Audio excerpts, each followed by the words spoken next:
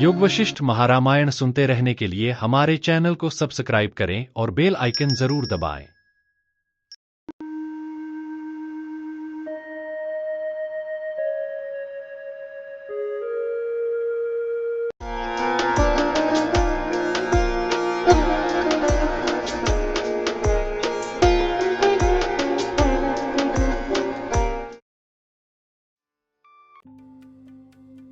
निर्वाण प्रकरण सर्ग 67। समाधि में स्थित भिक्षु का देह नाश और भिक्षु ब्रह्म के सदृश दूसरे जीवों को बंध प्राप्ति और तत्व ज्ञान से बंध की निवृत्ति। राजा दशरथ ने कहा, हे मुनि नायक, आप आज्ञा दीजिए जिससे कि मेरे भेजे हुए ये मंत्री आदि जन कुटी में स्थित भिक्षु के पास जाकर समाधि से उसे जगावे और यहाँ लावे। उसके लिए आज का ही दिन विदेह मुक्ति के लिए निश्चित है। यह जो मैंने पहले कहा था उसे भूलकर आप यह कह रहे हैं, यह भाव भंगी से सूचना कर रहे महाराज वशिष्ठ जी कहते हैं। महाराज वशिष्ठ जी ने कहा, हे राजन, उस भाग्यवान भिक्षु की वह देह प्राण रहित हो गई है।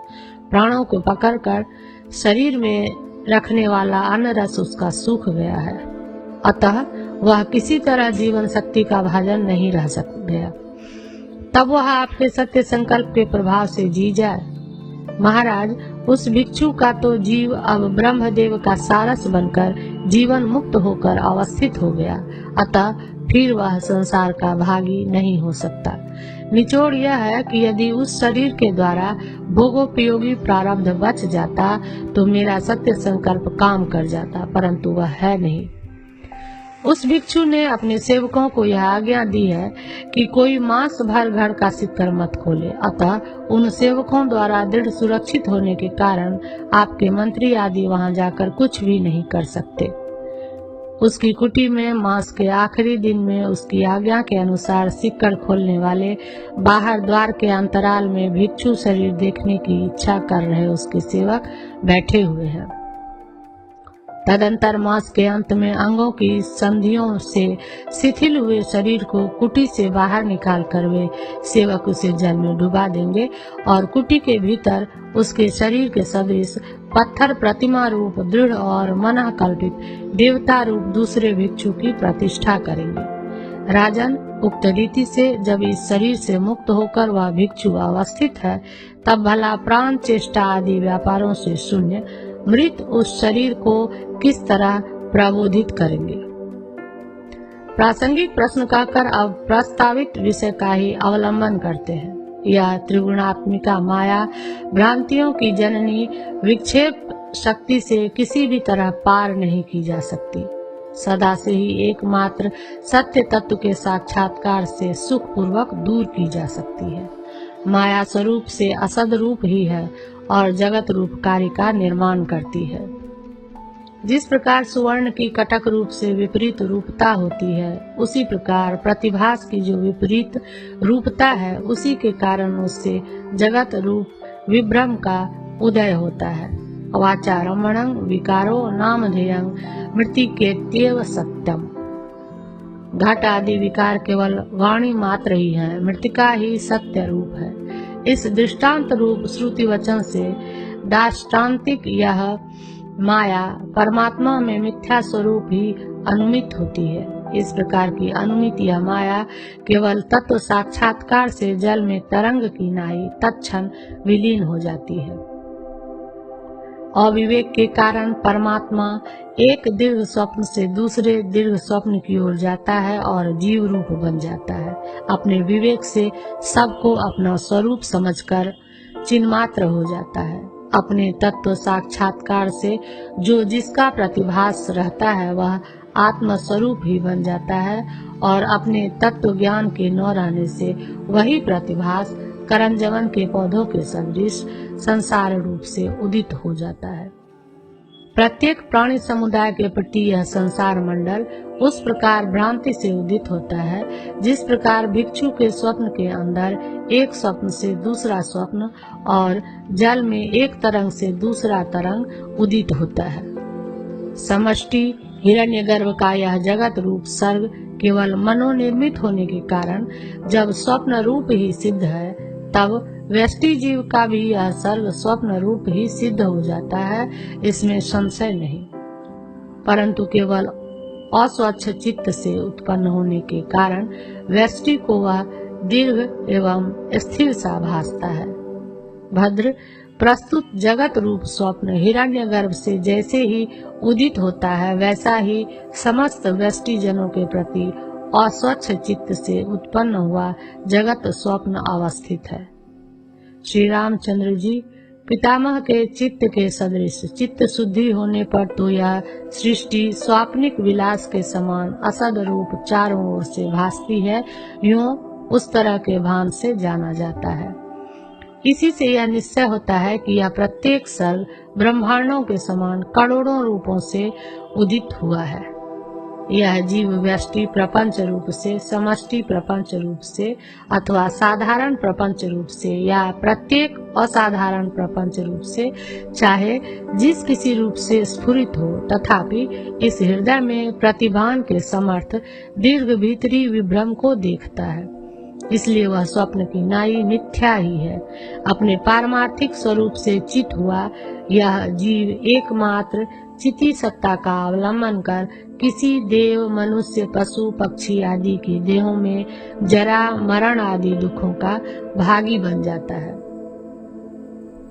उस स्वप्न में चित्र विचित्र कर्मों वाली यह जीव चिति अपने चित्तांश के स्पंद मात्र से नीचे पाताल लोक या ऊपर ब्रह्मलोक की रचना कर भोगों का उपभोग कर रही सी स्थित है। परमात्मा चिति ही प्राण की कल्पना से उसके अधीन स्पंद से युक्त होकर उसी के द्वारा जीव नामक स्वरूप में परिणत होती है। उस प्रकार जीव रूप से परिणत हुई वह अपने भीतर देहाकार भ्रम और बाहर विषयाकार भ्रम को धारण करती हुई इधर उधर लुढ़कती फिरती है। इस स्थिति का भ्रांतिवश जीव आदि नाम भेद भले ही हो, फिर भी यह परमात्मा ही है, क्योंकि हजारों अध्यासों से अधिष्ठान का भेद नहीं हो सकता। अतः परम पुरुषार्थ फल जीव ब्रह्मैक्य ही है। चित्त रूप उपाधि का आकार भ्रांति मात्र के अपराध से यह प्रत्येक आत्मा क्या ब्रह्म नहीं है, या ब्रह्म ही क्या प्रत्येक आत्मा नहीं है, और दर्पण में मुख के प्रतिबिंब के समान ब्रह्म में ही औपाधिक जीव नाम की देवदत्त, यज्ञदत्त आदि देह नाम की योग्यता क्या नहीं है। तात्पर्य यह निकला कि अभेद होने पर भी उपाधिवश सब कुछ संभव है। इस विषय में श्रुति भी प्रमाण है। 100 एष इह प्रविष्ट आनखाग्रेभ्यः प्राणेव प्राणो नाम भवति वदन् वाक् पश्यन् चक्षु श्रवण श्रोत्रं मनवानो मन इति तान्ये तस्य कर्मणा मान्येव। जैसे आकाश में शुद्ध आकाश स्थित है, जल में विमल जल स्थित है, वैसे ही इस प्रकार ऐक्य दर्शन होने के कारण व्यवहार दृष्टि से भी जब पर ब्रह्म में ही स्थित है, तब परमार्थ दृष्टि से समूल उपाधि का वाद होने पर ब्रह्म में स्थित है, यह कहना ही क्या। किंतु मुख से अत्यंत भिन्न होने के कारण दर्पण आदि में स्थित मुख में कथनचित अन्यथा भ्रम हो भी सकता है, परंतु जीवलोक तो आत्माभूत अभय ब्रह्म के मूर्त अमूर्त स्वरूप जगत रूपों में स्थित है, इसलिए इसमें अन्यथा भ्रम की संभावना ही नहीं है। तथापि आत्मा से अन्य यह सब मेरे भय का कारण है, यूं भ्रम कर यह इस प्रकार डराता है, जिस प्रकार बालक परछाई से डरता है, और भेद ज्ञान में बुद्धि का स्पंदन कारण है। अतः समाधि के अभ्यास द्वारा बुद्धि स्पंद के स्पंद रहित कर दिए जाने पर भेद बुद्धि स्वरूप संज्ञा अपने आप ही बुद्धि में विलीन हो जाती है, और वह बुद्धि भी पूर्ण ब्रह्माकार चरम साक्षात्कार रूप अपने परिणाम के द्वारा अग्नि में हवन किए गए घी की तरह उसी से दीप्त ब्रह्म में विलीन हो जाती है। शंका हो कि करोड़ों कुदारियों से भी दुर्भेद्य यह जगत भला एकमात्र बोध से कैसे विलीन हो जाता है, तो इस पर वह असद रूप चिति स्पंदन होने से ही यह समाधान करते हैं। सर्वात्मक चिति स्पंद में ही चिति स्पंद रूप जगत विकसित हुआ है। इसमें स्पंदन, स्पंदनाभाव, विकास आदि कल्पित ही है, तात्विक नहीं। वे कल्पित हैं, यह भी कैसे जाना? ऐसी शंका होने पर तत्व दृष्टि से दिखाई न पड़ने से ही यह समाधान करते हैं। हे राघव, तत्व दृष्टि से देखने पर न स्पंद है और न अस्पंद ही है, न एकत्व है और न द्वितीय ही है, किंतु शुद्ध एकमात्र चैतन्य स्वरूप जैसा है, उसी रूप से वह स्थित है। उत्तम विचार से सर्व शब्द और उसके अर्थों को एक रस स्वभाव जान लेने पर तो एकमात्र चैतन्य ही परमार्थतः सत्य रह जाता है। उस समय अभाव स्वरूप भी यह नहीं रहता। फिर भाव की कथा तो कोसों दूर रही, यह भाव है।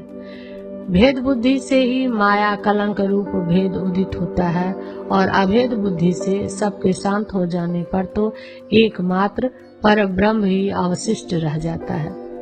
वस्तु की सत्ता जैसी है वह उसी रूप में है, कोई भी उसे बदल नहीं सकता। यूं महाराज वशिष्ठ जी प्रतिज्ञा करते हैं। श्री रामचंद्र जी, आप स्वस्वरूप के अज्ञान से ही नाना रूप है। आप अज्ञान स्वरूप नानात्व को न देखने पर तो पूर्ण चिद रूप ही है। इस विषय में जिसे चाहे पूछिए, यही परमार्थ सत्य है। इसलिए आपकी, मेरी और अन्य की सर्वथा निसंकता सिद्ध ही है। उसी निसंकता की सामर्थ्य से जागृत आदि सभी अवस्थाओं के द्वैत का बाध प्रवृत्त हुआ है। इसी निसंकता से यह सिद्ध होता है कि परमार्थता न तो स्वप्न है, न जागृत है, न सुसुप्ति है, न तुर्यता है, न बंध है, न मोक्ष है और न अन्यथा कल्पना स्वरूप जगत ही है। अज्ञान से ही दृष्टा, दृश्य आदि त्रिपुटी रूप जगत की सत्ता है। जब वह अज्ञान ही असत्य है, तब तो शुद्धात्मा स्वरूप वह शांति ही एकमात्र जगत नाम वाली है, क्योंकि वह शांति ही गच्छति यानी जो चारों ओर से व्याप्त करती है। इस व्युत्पत्ति के द्वारा जगत नाम से व्यवस्थित है। दृष्टा, दृश्य, दर्शन रूप त्रिपुटी कहाँ है, अर्थात अत्यंत अप्रसिद्ध है, इसलिए वह शांति जगत नाम वाली नहीं हो सकती। केवल बोध से चित्त प्राणादि स्पंद की निवृत्ति कैसे होगी? यदि ऐसी शंका हो तो इस पर उसके हेतु रूप संकल्प के क्षय से ही यह समाधान करते हैं। राजन, आपके संकल्प शून्य हो जाने से स्पंद भी स्पंद शून्य ही सिद्ध हो जाएगा, क्योंकि संकल्प शून्य चिति स्पंद और अस्पंद से भिन्न कदापि नहीं है। चिति के अदर्शन से द्वैतता और एकता रूप संकल्प उदित होता है और वह संकल्प चिति के दर्शन मात्र से नष्ट हो जाता है। यूं द्वैतता और एकता से रहित तो ब्रह्म ही अवशिष्ट रह जाता है। भद्र, चिति रूपी चंद्र बिंब में जो एक तरह का संकल्प रूपी कलंक स्फुरित हो रहा है, वह कलंक नहीं है, किंतु चिदैक रस का घन शरीर है, यह आप जान लीजिए। हे श्री रामचंद्र जी, आप चिदघन के विस्तृत पद में स्थित हो जाइए, क्योंकि आपके पूर्ण रूप में स्थित हो जाने से संकल्प आदि आपके साथ ऐक्य प्राप्त कर अलग अपना अस्तित्व नहीं रख सकते। यूं आपके रूप से तो अपना अस्तित्व रखते ही हैं। इसी युक्ति से आत्मा के साथ संपूर्ण वस्तुओं में एकत्व का संपादन करने वाले निर्दोष महाबोध सार का आप भली भांति अवलंबन कीजिए। हे चित्त चंद्र बिंब, हे असंकल्प कलंक, भावा भावना स्वरूप भव्य बने हुए आपके द्वारा स्पृष्ट सब पदार्थ अमृत रूपी शरीर वाला हो जाता है। अहो, आपका महात्म्य कैसा है। भद्र, आप चिति की भाव और अभाव स्वरूप कल्पना को चिन्मय रूप बनाकर तथा अपने हृदय में उल्लास और विलास को एक सा करके सुखपूर्वक विश्राम कीजिए। स्पंद और अस्पंद या संकल्प और विकल्प इत्यादि चित्त की भ्रांति का जितना भेद है, सर्वाकारात्मक सुखकारक शांति सत्ता ही तत्त आकार से अवस्थित है। इसलिए हे श्री रामचंद्र जी, आप आनंद सागर नामक स्वरूप से स्थित होकर के ये पूर्ण और अपूर्ण जो दो दशाएं हैं उन्हें अपना एक ही रूप समझिए। 67वां सर्ग समाप्त।